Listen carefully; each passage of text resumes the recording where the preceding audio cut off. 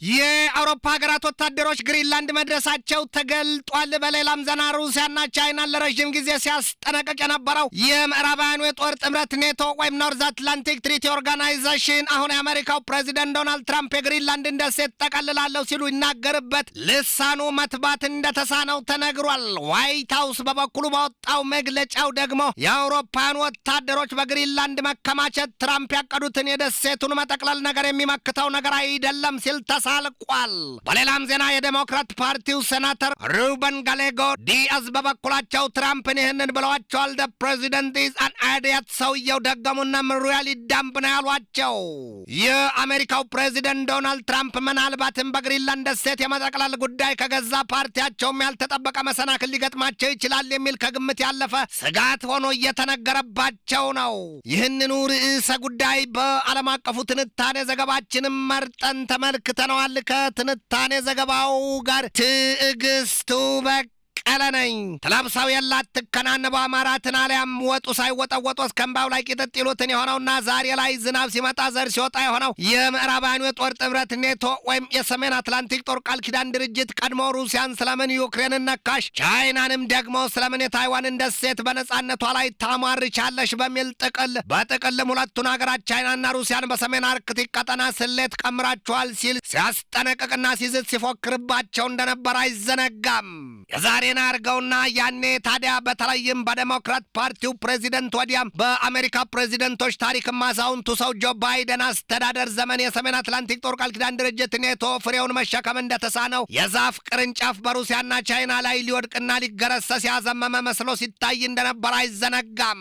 ዛሬ ግን በሪፐብሊካን ፓርቲው ፕሬዚደንት ዶናልድ ትራምፕ አስተዳደር ዘመን የሰሜን አትላንቲክ ጦር ቃል ኪዳን ድርጅት ወይም ኔቶ ይሉት የጦር ጥምረት ማሩ እንደተበላበት ቀፎ ባዶውን የመቅረቱን ነገር የሚያሳዩበት ብዙዎች ሆነዋል። ይህ ሰሜን አትላንቲክ ጦር ቃል ኪዳን ድርጅት ኔቶ ቀድሞ ወቁኝ እንዳላለ ሁሉ ዛሬ ደግሞ ደብቁኝን የሙጥኝ ያለ ነው የሚመስለው ይሉታል። በአንጻሩ የአሜሪካው ፕሬዚደንት ዶናልድ ትራምፕ የሰሜን አትላንቲክ ጦር ቃል ኪዳን ድርጅት ኔቶን ከመጤፍ የቆጠሩት አይመስሉም። ሌላው ቀርቶ ትራምፕ ኔቶ ከመንገዳቸው ቢዘረጋ እንኳንስ ሊቆነጥጡት ሲያፈጡበት ተጠቅልሎ የሚጠፋ ሆኗል ነው የሚባለው። ሩሲያኑ ሲዘይቡ ይላሉ ፍሬ ያዘው ስንዴ ያጎነብሳል፣ ፍሬ ያልያዘው ግን ሸቀብ ቀጥ ብሎ ይታያል ይላሉ።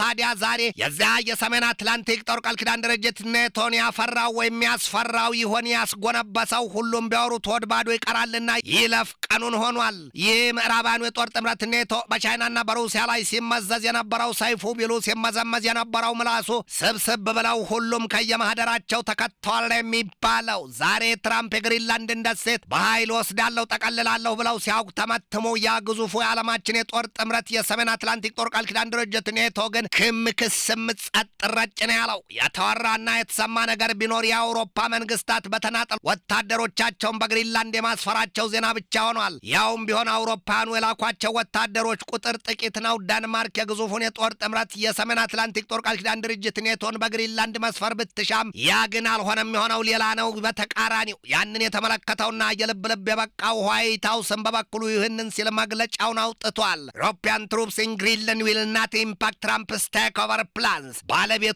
ካልናቁ አጥሩን አይነቀንቁን ይሉትን ያስታውሷል። የዋይት ሀውሷ ፕሬስ ክፍል ኃላፊዋ ካሮላይን ሌቪት ናቸው ራሳቸውን እየነቀነቁና በፈገግታ በታጀበው ስሜት መግለጫውን የሰጡት። ሌቪት መግለጫውን ሲሰጡ የአውሮፓ ወታደሮች ግሪንላንድ እየገቡ እንደነበርን የተገለጠው ፈረንሳይ፣ ጀርመን፣ ስዊድንና ኖርዌይ በግሪንላንድ ዋና ከተማ ኒውክ የጦር ኃይላቸውን እንደሚያሰፍሩ መናገራቸውና ገሚሶቹም ባሉት መጠን ተግባሩን ያከናወኑ መሆናቸውን የተገለጠው የዚያ የአውሮፓኑ በግሪንላንድ ወታደሮቻቸውን ማስፈር ታዲያ በአሜሪካ ባለስልጣናት ዘንድ አንድም ከእጅ አይሻል ዶማን አሊያም ያህያ ባል ከጅባ አስጥልነው ሲሉ የሰሜን አትላንቲክ ጦር ቃል ኪዳን ድርጅት ኔቶን ትተውታል። የአውሮፓኑንም ወታደሮች ቢሆን ከስጋታቸው አልጣፏቸውም። ላለው ቅንጭብ ያረግዳል መሆኑን ያውቁታልና አሊያም የቁርጡ ጊዜ ሲመጣ ምናልባትም አውሮፓኑ መንግስታት የትራምፕን ሀሳብ ውሳኔ ተቀብለው ደህና ሰንበት ግሪንላንድ ዳንማርክ ወይ ራስሽ ተወጪው ስላለማለታቸው ማረጋገጫ የለም ይሏቸዋል። የሚያዋጣቸውን ያውቁታልና የአውሮፓ መንግስታት የሰሜን አትላንቲክ ጦር ቃል ኪዳን ድርጅት የኔቶን ስም ከተት አድርገው በየፊናቸው ወታደሮቻቸውን ወደ ግሪንላንድ ሲልኩ የዚያን የግሪንላንድን ደሴት ጠቅልዬ ካልያዝኩ አላርፍም የሩሲያና የቻይና ስጋት አለብኝ ባዩ የአሜሪካው ፕሬዚደንት ዶናልድ ትራምፕን የተለያየ አስተያየትና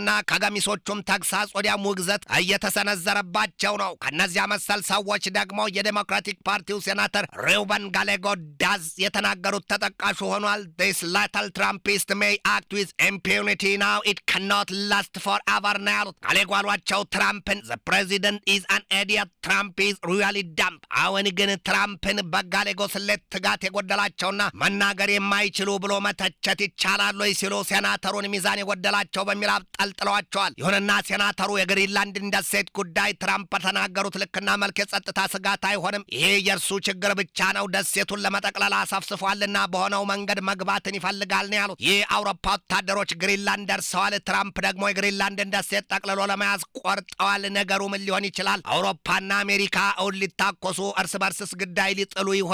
እግር ሄዶ ከቆሻሻ ጉድጓድ ይገባል ይሏል አበው። ይህ አውሮፓ ወታደሮች በውስጠ ታዋቂነትም የሰሜን አትላንቲክ ጦር ቃል ኪዳን ድርጅት የኔቶ ኃይሎች በግሪንላንድ ተሰባስበውና አሸብሽበው የግሪንላንድን ደሴት አስወስጄ የመጣሁን ዘፍነው ይመለሱ ወይስ ጨክነው ተታኩሰው ግሪንላንድን ያስመልሱ? ጊዜና ሂደት የሚመልሰው ጥያቄ ነው። በግሪንላንድ አይዋጣ ይተፋ የሆነባቸውን ነገር እያመነዠኩ ያሉት የአሜሪካው ፕሬዚደንት ዶናልድ ትራምፕ በኢራን የጸረ መንግስት ተቃውሞ አስበውና ተንተርሰው ኢራንን ሊያደባዩት የመዘጋጀታቸው ነገር ሲፈራና ሲወራ 20 ቀናት ተቆጥረዋል። ትራምፕ የኢራንን ጉዳይ እንደ ዛቱና እንደፎከሩት እሳቱን በእሳት ወይስ እሳቱን በውሃ ገና ያለየለት ጉዳይ ነው። ብቻ 2-3 ፊት ለሰቀዛቸው የፖለቲካ ቀመራቸው አብሶም የግሪንላንድን መጠቅለል ጉዳይ በተመለከተ ከገዛ ፓርቲያቸው ሪፐብሊካንም ተቃውሞና መሰናክል ሊጋረጥባቸው እንደሚችል እየተነገረ ነው። በተባበሩት መንግስታት ድርጅት የጸጥታው ምክር ቤት የምሽቱ ጉባኤ ላይ በነገርና በአሽሙር የተጠዛጠዙት አሜሪካና ኢራን አንዱ ፈሪ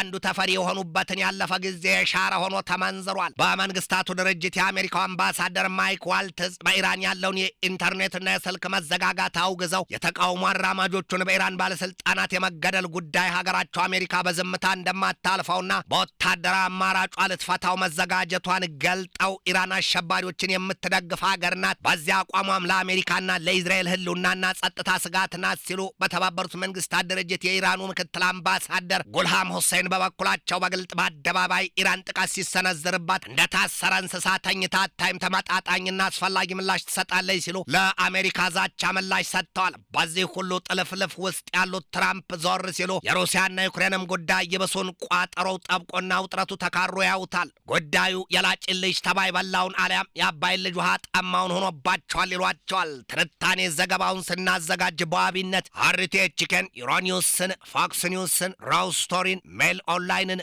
ማዳይ ሜይልን፣ ኢንዲያ ቱዴይን፣ ዴይሊ አውሳፍን፣ ኢንዲፔንደንትን፣ ዋቱዴይን፣ ዘሳንን፣ ዋሽንግተን ኤግዛማይነርን፣ ኒውዮርክ ታይምስና ዋሽንግተን ታይምስን ተጠቅመናል።